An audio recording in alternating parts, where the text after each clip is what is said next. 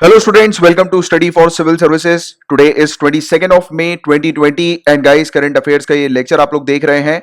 इस लेक्चर में हम लोग वेरियस सोर्सेज से न्यूज को कवर करते हैं, जैसे कि the Hindu, Indian Express, Times of India, Live Mint जैसे जो न्यूज़पेपर्स होते हैं उनकी न्यूज को कवर किया जाता है। पीआईबी के रिपोर्ट्स को डिस्कस करते हैं। राज्यसभा टेलीविजन में जो भी इंपॉर्टेंट न्यूज डिस्कशन डिबेट्स आती हैं उनको कवर करते हैं, प्लस वेरियस मैगजीन जैसे कि ईपीडब्ल्यू, डाउन टू अर्थ के भी आर्टिकल्स को डिस्कस करते हैं। इन शॉर्ट गाइज, अगर आपने इस लेक्चर को पूरा एंड तक देखा तो आपको किसी भी सोर्स से करंट अफेयर्स को प्रिपेयर करने की आवश्यकता नहीं होने वाली है। और आप लोगों में से जो भी स्टूडेंट्स गवर्नमेंट एग्जामिनेशंस की तैयारी कर रहे हैं उनके लिए ये लेक्चर काफी ज्यादा इंपॉर्टेंट है। और जो भी यूपीएससी सिविल सर्विसेज या किसी भी स्टेट सिविल सर्विसेज एग्जामिनेशन की तैयारी कर रहे हैं उनके लिए मैंडेटरी है इस पूरे लेक्चर को एंड तक देखना। एंड गाइस, सिविल सर्विसेज की तैयारी करने वाले स्टूडेंट्स के लिए हमारे पेड कोर्सेज अवेलेबल हैं, जहां पर आपको कंप्लीट प्रिपरेशन करवाई जाती है सिविल सर्विसेज एग्जामिनेशन की। आपको पूरा स्टडी मटेरियल दिया जाता है, प्लस समय समय पर आपके लिए टेस्ट भी कंडक्ट करवाए जाते हैं। और अभी यूपीएससी प्रीलिम्स 2020 का क्रैश कोर्स अवेलेबल है, यूपीएससी प्रीलिम्स 2020 की टेस्ट सीरीज अवेलेबल है। और जो भी स्टूडेंट्स ईपीएफओ 2020 की तैयारी कर रहे हैं उनके लिए भी हमारे पेड कोर्सेज अवेलेबल हैं। तो पेड कोर्सेज से रिलेटेड कंप्लीट जानकारी के लिए और इनको ज्वाइन करने के लिए आप इन नंबर पर कांटेक्ट कर सकते हैं, व्हाट्सएप, टेलीग्राम या कॉल करके। और टेलीग्राम के एप्लीकेशन पर जाकर अगर आप इन यूजर नेम्स को सर्च करेंगे तो आपको हमारा फ्री टेलीग्राम ग्रुप मिल जाएगा, जहां पर हम लोग आपको फ्री में स्टडी मटेरियल्स प्रोवाइड कराते हैं एंड लेक्चर्स की नोटिफिकेशन अपडेट्स भी आपको वहीं पर मिल जाती है। एंड गाइस, हमारा एक डिस्कशन ग्रुप भी है जहां पर वेरियस सिविल सर्विसेज के एस्पिरेंट्स मौजूद हैं। यहां पर आपको एक हेल्दी स्टडी एनवायरनमेंट मिलता है, तो आप इस डिस्कशन ग्रुप को भी ज्वाइन कर सकते हैं। इस डिस्कशन ग्रुप का यूजर नेम है @IASPCS ज्ञान। अगर आप इसको सर्च करेंगे टेलीग्राम की एप्लीकेशन पे जाके तो आप हमारे डिस्कशन ग्रुप में ऐड हो जाएंगे। और यहां पर अगर आपको मुझसे कुछ क्वेरी करनी है, कुछ चीज पूछनी है, तो आपको यहां पर अपनी क्वेरी लिखनी है, उसके बाद @study for civil services _Kamalaksha लिखना है, तो आपकी जो भी क्वेरी होगी वो मुझ तक पहुंच जाएगी। राइट, तो चलिए गाइस फिर लेक्चर की शुरुआत करते हैं। बट बिफोर स्टार्टिंग गाइस, जैसे कि आप में से काफी सारे जो हमारे रेगुलर व्यूअर्स होंगे उनको पता होगा कि हमारा जो मेन चैनल है स्टडी फॉर सिविल सर्विसेज, इसके ऊपर स्ट्राइक लगा दी गई है अमिताभ बच्चन जी ने, एक्टर अमिताभ बच्चन जी ने। और इसके बारे में आप लोग में से शायद काफी सारे लोगों को ऑलरेडी पता लग चुका होगा। तो चैनल जो है गाइस वो शायद कभी भी बंद हो सकता है। मेरे ख्याल से ये जो आप लेक्चर मेरा देख रहे हो यहाँ पर, ये भी बंद हो सकते हैं आने वाले समय में, शायद। उसके बारे में अभी कंफर्मेशन नहीं है, बट हाँ काफी हद तक चांसेस जो है वो, जिस हिसाब से ज्ञान सर से मेरी बात हुई है तो उनका कहना यही है कि कुछ भी जो है वो हो सकता है, कुछ कह नहीं सकते अभी एट प्रेजेंट। तो इसलिए अगर आप रेगुलरली जो है वो, अगर आपको इस लेक्चर से रिलेटेड इन्फॉर्मेशन चाहिए तो एटलीस्ट ये टेलीग्राम का ग्रुप जरूर ज्वाइन कर लीजिएगा, राइट? क्योंकि यहाँ पर बाई चांस अभी कल को कुछ होता है तो एटलीस्ट आपको पूरी इन्फॉर्मेशन यहाँ पर मिल सके, ठीक है? चलो एनीवेज गाइस, अब लेक्चर की शुरुआत करते हैं। तो देखिए, जो सिविल सर्विसेज का सिलेबस है जिसमें हम लोग को जनरल स्टडीज पेपर 1, 2, 3, 4 देखने को मिलता है, तो यहाँ पर हम लोग उसी के हिसाब से न्यूज को कवर करते हैं। सबसे पहले पेपर 1 से रिलेटेड टॉपिक्स को हम लोग डिस्कस करेंगे, then we will move on to paper 2, फिर पेपर 3 की न्यूज को कवर करेंगे। सो गाइस, अगर क्वेश्चन आता है कि तडोबा अंधारी नेशनल पार्क जो है या फिर Tadoba Andhari wild life sanctuary या टाइगर रिजर्व, ये कहां पर लोकेटेड है, तो अगर ऐसे क्वेश्चन आते हैं तो आपको पता होना चाहिए कि ये महाराष्ट्र के अंदर हम लोग को देखने को मिलते हैं। और महाराष्ट्र का सबसे बड़ा, सबसे लार्जेस्ट ये नेशनल पार्क है। ये अच्छे से याद रखिएगा क्योंकि इस प्रकार के क्वेश्चन अक्सर national park wild life sanctuary से रिलेटेड पूछ लिए जाते हैं। और महाराष्ट्र का ये सबसे ओल्डेस्ट भी नेशनल पार्क हम लोग को देखने को मिलता है। इसको 1995 में क्रिएट किया गया था। और अभी एट प्रेजेंट ये टॉपिक न्यूज में इसलिए है क्योंकि यहाँ पर जो टाइगर है, जो बाघ हैं और जो तेंदुए हैं, जो लेपर्ड्स हैं, उनकी पॉपुलेशन हम लोग को अभी देखने को मिल रही है। यानी कि एक सर्वे के अकॉर्डिंग इनकी पॉपुलेशन सामने आई है, जिसमें बताया गया है कि 2019 में 115 टाइगर्स हम लोग को इस टाइगर रिजर्व में देखने को मिले हैं और 151 लेपर्ड्स यानी कि तेंदुए यहाँ पर हम लोग को देखने को मिले इनके यानी कि इस टाइगर रिजर्व के कोर और बफर एरिया में, जो कि 1727 स्क्वायर किलोमीटर का हम लोग को देखने को मिल रहा है। हालांकि इनकी पॉपुलेशन डेंसिटी में बड़ा डिक्लाइन हम लोग को देखने को मिला है, राइट? 5.51 से 5.23 जो है वो डिक्लाइन हुआ है और पर 100 स्क्वायर किलोमीटर के एरिया पर। तो ये चीज यहाँ पर बताई गई है। हालांकि इतना डिटेल में आप लोग को जाने की जरूरत नहीं, मेनली सिर्फ पता है जो टाइगर रिजर्व जो है ना, उसकी लोकेशन बस आप याद रखो। मेनली आपसे लोकेशन पूछी जाएगी और एक जनरल आइडिया रखो कि टाइगर की पॉपुलेशन यहाँ पर घटती हुई हम लोग को नजर आई है, ठीक है? तो ये चीज यहाँ पर हम लोग को न्यूज में देखने को मिली। अब थोड़ी और डिटेल में बात करेंगे इसके बारे में, तडोबा के बारे में। तो देखो गाइस, तडोबा जो नाम जो लिया गया है, ये बेसिकली हम लोग को ट्राइबल ग्रुप्स देखने को मिलते हैं तडोबा फॉरेस्ट के अंदर, तडोबा के जंगलों में, जो घना जंगल है। तो वहां पर कुछ ट्राइब्स हम लोग को देखने को मिलते हैं, ट्राइबल ग्रुप्स। तो वो जिस भगवान को पूजते हैं उस भगवान का नाम है तडोबा या फिर तारू, ठीक है? तो ये चीज आप लोग को थोड़ी सी याद रखनी है। तो तडोबा का नाम जो है वो भगवान के नाम पर लिया गया है, जिन भगवानों को पूजा जाता है ट्राइबल ग्रुप्स जो तडोबा जंगलों में रहते हैं उनके द्वारा। इसके अलावा अंधारी की बात करें तो एक अंधारी नदी जो है वो इस फॉरेस्ट से होती हुई गुजरती है, तो इसलिए अंधारी जो है वो नाम रखा गया है। तो इसलिए हम लोग तडोबा अंधारी नेशनल पार्क या वाइल्ड लाइफ सेंचुरी या टाइगर रिजर्व जो है वो उसको बोलते हैं। ठीक है, तो ये वाली चीज तो आपको एक जनरल आइडिया होना चाहिए इसके बारे में। इसके अलावा अगर क्वेश्चन आता है कि चिमूर हिल्स, चिमूर की पहाड़ी कहां पर है, तो याद रखिएगा तडोबा में हम लोग को चिमूर की पहाड़ी देखने को मिलती है। और मोहारली और कोलसा रेंजेस, जो मोहारली और कोलसा पर्वतमाला जो है, ये हम लोग को अंधारी सेंचुरी में देखने को मिलती है। तो ये बस आप लोग को थोड़ी सी बेसिक डिटेल्स याद रखनी, क्योंकि लोकेशन वाइज इस प्रकार की चीजें अक्सर एग्जामिनेशन में आ जाती हैं। इसके अलावा एक जनरल आइडिया रखिएगा कि अन्ना कंपोइल और कल्लाड़ी और मेपाड़ी कॉरिडोर, अन्ना कंपोइल कल्लाड़ी मेपाड़ी कॉरिडोर, देखो नाम से समझ में आ रहा है कि साउथ का एक एरिया है ये। तो याद रखना है कि केरला के अंदर ये कॉरिडोर जो है वो 658 करोड़ रुपए का बनाया जा रहा है। ये 2 लेन का टनल रोड हम लोग को देखने को मिलेगा, राइट, इस कॉरिडोर में। और कहा जा रहा है कि इसके पैरेलल में हम लोग को एक कोझीकोड से वयनाड को कनेक्ट करने वाला एक पास देखने को मिलता है, जिसका नाम है थम्पर सर्री पास। आई नो कि मैं शायद थोड़ा प्रोनाउंसिएशन जो है वो उसका गलत कर रहा हूँ, क्योंकि ये वो थोड़ा सा इसका प्रोनाउंसिएशन कुछ और होगा, राइट। बाकी आप ये थोड़ा सा देख लो यार, है ना, प्रोनाउंसिएशन में मत बोलना कुछ, क्योंकि वो साउथ वाला है कुछ, तो अलग से शायद इसका कुछ प्रोनाउंसिएशन किया जाता है, बट बाकी आप पढ़ लो थोड़ा सा, ठीक है। ये है, ये चीज हम लोग को देखने को मिल रही है। और ये जो एरिया है एग्जैक्टली केरला के अंदर, वो यहाँ पर हम लोग को देखने को मिलता है। तो एक जनरल आइडिया रखो आप कि इस प्रकार का एक टनल जो है वो बनाया जा रहा है, राइट। और साथ ही साथ आपको मुझे नीचे कमेंट बॉक्स पर आंसर लिखकर बताना है कि इंडिया का सबसे लंबा, सबसे लॉन्गेस्ट टनल एट प्रेजेंट कौन सा है, उसका नाम लिखकर बताइए। और लेटेस्ट कुछ टनल के जो कंस्ट्रक्शंस हुए हैं इंडिया के अंदर, उनके नाम भी आप लिखकर बताइए जो फेमस है, ठीक है। तो ये वाली चीज आप लोग को इन जनरल जो है वो एक आइडिया होना चाहिए, पता होना चाहिए इसके बारे में, ये न्यूज में था। अब पेपर 1 से रिलेटेड सिर्फ इतने ही टॉपिक्स थे आज। अब हम लोग पेपर 2 के टॉपिक्स की तरफ आगे बढ़ रहे हैं। राजीव गांधी न्याय योजना की बात हो रही, क्वेश्चन आएगा राजीव गांधी न्याय योजना किस पर्टिकुलर स्टेट गवर्नमेंट की स्कीम है, तो याद रखिएगा छत्तीसगढ़ स्टेट गवर्नमेंट की ये स्कीम है। इसमें बेसिकली फार्मर्स को उनके डायरेक्ट बैंक अकाउंट में पैसे जो है वो ट्रांसफर किए जा रहे हैं, उनको सपोर्ट जो है वो प्रोवाइड किया जा रहा है, इनकम सपोर्ट। तो ये 10,000 रुपए पर एकड़ के हिसाब से, यानी कि जिस भी फार्मर के पास जितने भी एकड़ जमीन है, तो हर एक एकड़ के हिसाब से लगभग 10,000 रुपए उनके बैंक अकाउंट में ट्रांसफर करा दिए जाएंगे। एग्रीकल्चरल असिस्टेंस ग्रांट के तौर पर ये हम लोग को देखने को मिल रहा है। स्पेशली जैसे कि पैडी होता है, मेज होता है और शुगर केन जो होता है, यानी कि धान, मक्का और गन्ना, तो ऐसे क्रॉप जो है उनको उगाने के लिए, उनकी सोइंग के लिए, बुवाई के लिए ये पैसे जो है वो दिए जा रहे हैं। और देखिए इसका नाम, इस योजना का नाम राजीव गांधी न्याय योजना क्यों पड़ा, यानी कि राजीव गांधी का नाम क्यों लिया गया, तो हमारे जो फॉर्मर ऑनरेबल प्राइम मिनिस्टर थे राजीव गांधी जी, तो उनकी डेथ एनिवर्सरी हम लोग को मई 21 को देखने को मिली थी, और इसी दिन ये स्कीम लॉन्च हुई है, तो इसलिए ये नाम जो है वो इनके नाम पर रखा गया है, ठीक है। तो ये बेसिक कुछ एक फैक्चुअल आइडिया जो है वो आप लोग को पता होना चाहिए। ये बताया जा रहा है कि ये जो स्कीम है वो एटलीस्ट 19 लाख फार्मर्स को बेनिफिट प्रोवाइड कराएगी। जो एलोकेशन हुआ है अमाउंट का इस स्कीम के लिए, हालांकि you don't need to remember, but फिर भी एक बार ध्यान मतलब देख लो बस आप एक बार कि 5,756 करोड़ का, सॉरी 5,756 करोड़ का बजट एलोकेशन हम लोग को इस स्कीम के लिए देखने को मिला है। और साथ ही साथ शुगर ग्रेन क्रॉप जो है गाइस, उसके लिए मैक्सिमम 355 रुपए प्रति क्विंटल के हिसाब से रेट फिक्स किया गया। आप देखो इसका इतना और आपको डिटेल में नहीं आना, क्योंकि ये वाली चीज आपसे नहीं पूछी जाएगी, ठीक है। बस ये था ये वाली स्कीम के बारे में, आपको बस एक जनरल आइडिया होना चाहिए कि ये छत्तीसगढ़ स्टेट गवर्नमेंट की स्कीम है, ये फार्मर्स की। अब देखो यहाँ पर आपको सिविल सर्विसेज कैसे उलझाएगा, यहाँ पर लिखा है न्याय योजना, ठीक है। अब आपको लगेगा यार कोई जस्टिस वगैरह से रिलेटेड कोई स्कीम है, और आप फिर ऑप्शन जो है वो गलत कर रहोगे, बट ये तो फार्मर्स को इनकम असिस्ट प्रोवाइड करा रही है, ठीक है। इनकम असिस्टेंस स्कीम हम लोग को फार्मर के लिए देखने को मिल रही है, 10,000 रुपए पर एकड़ के हिसाब से फार्मर्स को दिए जा रहे हैं। तो ये एक जनरल चीज आप थोड़ी सी दिमाग में रखो, क्योंकि ऐसी ट्रिकी चीजें होती है जो कि उलझा देती है कभी कभी, ठीक है। तो ये वाली चीज हम लोग को यहाँ पर देखने को मिली है। अब देखिए गाइस, बताया जा रहा है कि union housing and urban affairs ministry, इन्होंने अभी अनाउंस किया है garbage free star rating cities के लिए, जो शहर जो है गाइस उनके लिए जो कचरा मुक्त स्टार रेटिंग अभी अनाउंस की गई है। यानी कि सिटीज जो है गाइस उनको 3 अलग अलग रेटिंग्स दी जाती है, 5 स्टार रेटिंग, 3 स्टार रेटिंग और 1 स्टार रेटिंग। 5 स्टार रेटिंग यानी कि वो वैसी सिटीज होती है जहां पर जो कचरा जो हम लोग को देखने को मिलता है वो ना के बराबर होता है, यानी कि काफी अच्छी सिटी होती है, कचरा मुक्त सिटी होती है, वहां पर गार्बेजेस वगैरह नहीं होते, वहां पर जो गार्बेजेस वगैरह जो होते हैं उनको प्रॉपर मैनेज किया जाता है। तो ऐसी जो सिटीज है जिनको 5 स्टार रेटिंग दी गई है वो आप देख सकते हैं यहाँ पर अंबिकापुर, राजकोट, सूरत, मैसूरू, इंदौर और नवी मुंबई हम लोग को देखने को मिल रही है। तो ये कुछ सिटीज हैं।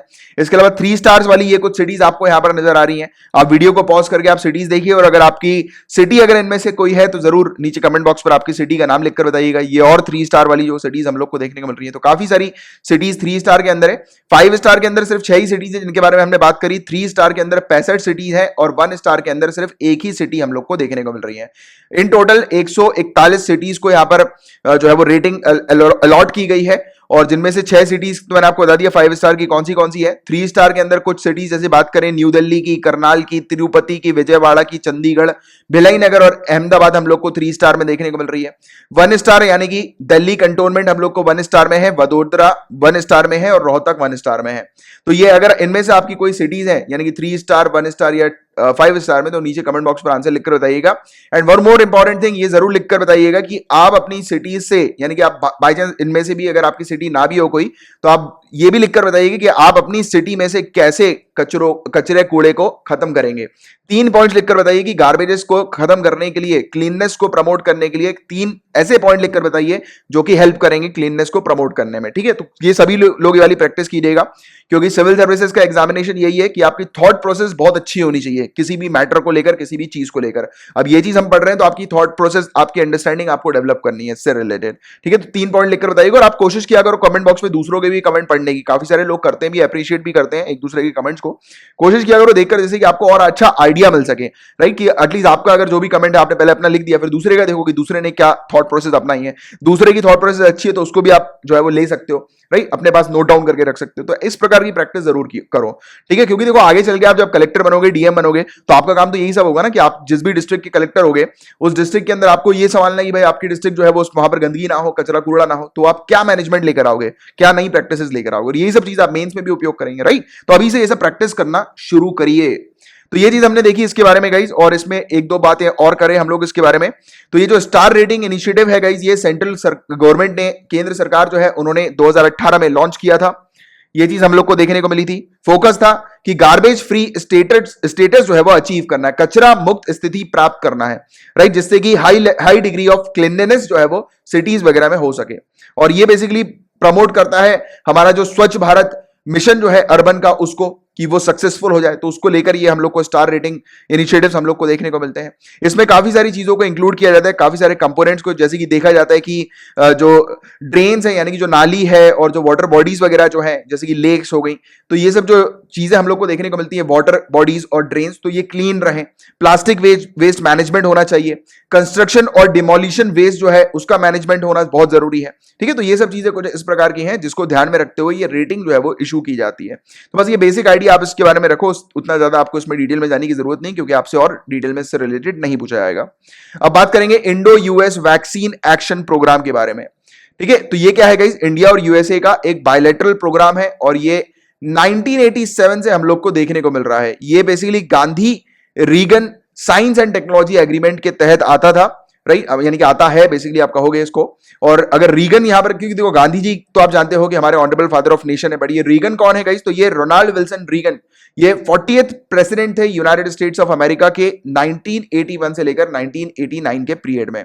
और इसी समय ये जो इनिशिएटिव लाया गया था इस प्रकार का कि दोनों कंट्रीज, इंडिया और यूएसए जो है वो मिलकर वैक्सीन के डेवलपमेंट के लिए और बहुत सारी चीजों के लिए, वैक्सीन से रिलेटेड जैसे कि उसकी डिलीवरी हो गई, उसका टेस्टिंग हो गई, ठीक है, तो इन सब चीजों से रिलेटेड एक रिसर्च एंड डेवलपमेंट जो है वो करेंगे। तो लेबोरेटरी बेस्ड रिसर्च और कैंडिडेट्स वैक्सीन का इवैल्यूएशन, टेस्टिंग, क्लिनिकल डेवलपमेंट का, और वैक्सीन की क्वालिटी कंट्रोल को लेकर और भी काफी सारी चीजें इसमें इंक्लूडेड है, वैक्सीन को बनाने से लेकर उसकी टेस्टिंग तक और उसकी डिलीवरी तक। ठीक है, काफी सारी चीजें इसमें इंक्लूडेड है। तो उसको लेकर दोनों कंट्रीज, इंडिया और यूएसए जो है वो मिलकर काम करते हैं। तो ये चीज हम लोग को Indo US vaccine action programme के तहत देखने को मिल रही है, और कोरोना वायरस से रिलेटेड अब यहां पर दोनों मिलकर जो है वो काम कर रहे हैं। ठीक है, और इससे पहले भी काफी सारे मेजर प्रोजेक्ट्स इसी के अंडर हम लोग को देखने को मिले हैं, जैसे कि रोटा वायरल डायरिया के लिए, डेंगू के लिए, वायरल हेपेटाइटिस के लिए, एक्यूट रेस्पिरेटरी इंफेक्शंस के लिए, ट्यूबरकुलोसिस, मलेरिया, टाइफॉइड, ई कोली, तो ऐसी निमोनिया हो गया, एचआईवी एड्स हो गए, तो ऐसे काफी सारे जो बीमारी थी, जो डिजीजेस थी, उनको लेकर भी प्रोजेक्ट हम लोग को इसी के अंडर देखने को मिला था, इंडिया और यूएसए के बीच में। तो ये बेसिक एक आइडिया आप इससे रिलेटेड रखो इसके बारे में। और पेपर 2 से रिलेटेड इतने ही टॉपिक्स थे। नाउ हम लोग पेपर 3 के टॉपिक्स की तरफ आगे बढ़ रहे हैं। बात हो रही है नेशनल टेस्ट अभ्यास के बारे में। क्वेश्चन आता है ये क्या है, तो याद रखिएगा ये एक मोबाइल एप्लीकेशन है। ये मोबाइल एप्लीकेशन को डेवलप किया है नेशनल टेस्टिंग एजेंसी के द्वारा। एक मिनट, पता नहीं ये सीरी क्यों ऑन हो गई। चलो, ये मोबाइल को डेवलप किया है नेशनल टेस्टिंग एजेंसी के द्वारा और इसको लॉन्च किया गया है ह्यूमन रिसोर्स डेवलपमेंट मिनिस्ट्री ने अभी रिसेंटली। ये जो मोबाइल एप्लीकेशन है वो किसको सपोर्ट करेगी गाइस, कि जो भी बच्चे हैं जो जेईई मेन और एनईईटी जैसे एग्जाम जो है उनमें अपीयर होने वाले हैं, तो उनके लिए यहाँ पर मॉक टेस्ट जो है वो हम लोग को देखने को मिलेगा। यानी कि उन बच्चों को जो है वो उनके कॉम्पिटिटिव एग्जामिनेशन को क्रैक करने के लिए ये एप्लीकेशन जो है वो अभी रिसेंटली एनटीए के द्वारा डेवलप की गई है और एचआरडी मिनिस्ट्री ने इसको अभी रिसेंटली लॉन्च किया है। ठीक है, तो ये बस बेसिक एक आइडिया आप इससे रिलेटेड रखो, इस एप्लीकेशन से रिलेटेड। अब यहां पर ध्यान दीजिए, तो देखिए कुछ दिनों पहले हम लोगों ने इकोनॉमिक स्टिमुलस पैकेज को डिटेल में पढ़ा है, तो उस बीच हमने देखा था कि micro small and medium enterprises की डेफिनेशन चेंज की गई थी। जैसे कि इसमें पहले हम लोग को देखने को मिलता था कि मैन्युफैक्चरर एंटरप्राइजेस और सर्विस एंटरप्राइजेस अलग अलग कैटेगराइज की जाती थी, उसका क्लासिफिकेशन अलग अलग तरीके से होता था, बट इसको जो है वो अब क्लब कर दिया, सिंगल कर दिया गया। ठीक है, अब हम लोग को मैन्युफैक्चरिंग और सर्विस सेक्टर के लिए एक ही सिंगल क्लासिफिकेशन नजर आ रहा है।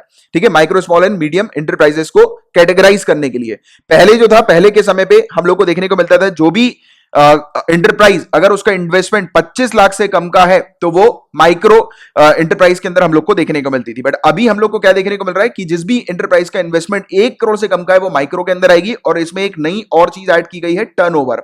तो टर्नओवर एक नया ऐड किया गया है। तो इसमें दो चीज हम लोग को देखने को मिलती है कि अगर कोई एंटरप्राइज को माइक्रो एंटरप्राइज क्लासिफाई करना है या कैटेगराइज करना है, तो उसमें हम लोग को देखने को मिलता है कि उस एंटरप्राइज का इन्वेस्टमेंट 1 करोड़ से कम का होना चाहिए और उसका टर्नओवर 5 करोड़ से कम का होना चाहिए।